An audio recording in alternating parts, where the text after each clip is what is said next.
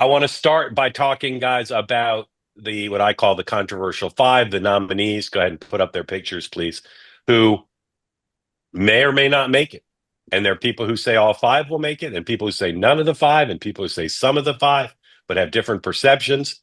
Sean, who are on that list right now? Who are the most two? Who would you say are the two most unlikely to be confirmed? I think the obvious answer is Gates and Hegseth. Um, but here's the thing about confirmation hearings: things come out about individuals, comments get made. Right. So did someone try to trip them up and ask them some random question? I remember there was an ambassador, I couldn't even remember. I think it was under Obama, and they were asked something about the country they were going to serve, and they couldn't answer the language that was spoken in the country, and it made them look like a fool. Dan, does Noah that? Met with Argentina. Thank you. You asked the question. There's my lifeline. I use that if Yeah. I can't phone a friend.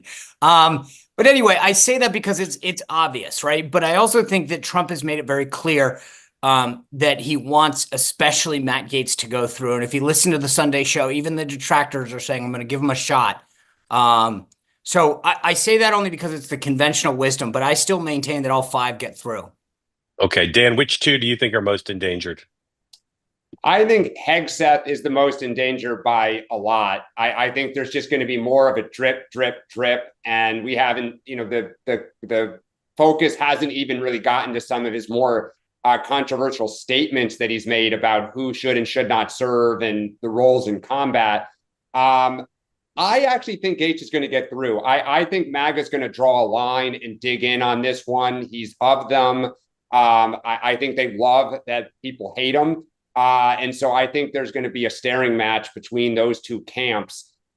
I'm not sure who the fifth one is, or the second one would be of the five. I think, to Sean's point, if somebody has a bad hearing, perhaps, but I think four of the five will get through, but one gets sacrificed to the confirmation gods. I don't think All right, Dan. I don't think what Dan is saying can be understated. Like the Matt is like a deity in MAGA world, and the idea they feel like it's not about him. He is the vehicle.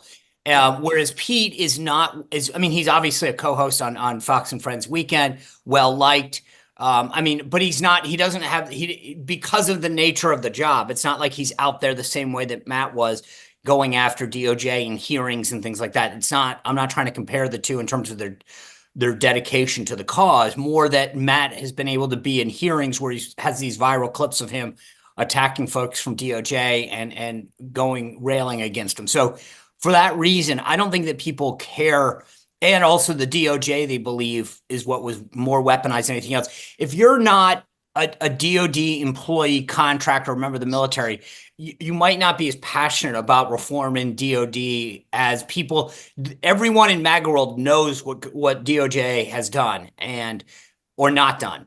And so I think the one is a cause celeb, the other isn't. And so for those reasons, I think what Dan said is spot on. So you guys are much more bullish on his confirmation prospects than the conventional wisdom, or what I call the Gang of 500, which is interesting to me. So I just want to explore for a moment. MAGA did not get its choice for Senate Majority Leader. Yeah. And I don't get the sense from John Thune's body language that he's going to whip this vote, for Gaetz. Don't just to play devil's advocate a bit, don't you think the clubbiness of the Senate is going to be immune to what MAGA wants? So one, remember that Senate majority vote was secret. So they all got to hide behind the secret, I don't want to tell you who my vote was for. Two, Trump didn't weigh in on it. And so no one feels like they went against Trump. I mean, we all know that he would have probably preferred Rick Scott. But at the end of the day, I also think now having to publicly vote against Matt Gaetz for no reason, and again, it's not about Matt. Matt is the vehicle to get justice at the Department of Justice. And so if you vote against Matt Gaetz without any solid evidence, you are going to feel the wrath of MAGA. Yeah, I totally. I mean, that's why I think this early, unless something comes up between now and that vote where some of Trump's capital bleeds out a little bit, he's going to enter that fight with maximum power. And do you want to start the new Congress going to war with the online army so that when you go home, you are just being beat up in town halls. Like you almost don't even want to show your face. Once you leave Capitol Hill and you go back to the real world at home, you will be tormented. And maybe Mitch McConnell, Susan Collins, and Lisa Murkowski, but unless like 7 other members are willing to join in, do you want to be the one? Do you want to be the John McCain going like this and have to go home? I just don't see it unless it's a whole bunch of them. There's safety. And also, everybody talks about this in terms of them being in cycle when they're up for re-election. Dan's right. I mean, for 40 years, you're just going to get the crap kicked out of you. Number one. Number two, you don't think you have to work with the president on anything else? Maybe it's a ag issue, a tariff issue, a project in your district or your state. Like, this is not about 4 or 6 years from now getting reelected. This is about waking up tomorrow and being shunned and not having anyone return your calls, not getting those tours, all the crap that senators care about. They will come after you, and the White House will be told you are persona non grata. Yeah. I have to say, although appearances to the contrary, my full-time job is not promoting two-way.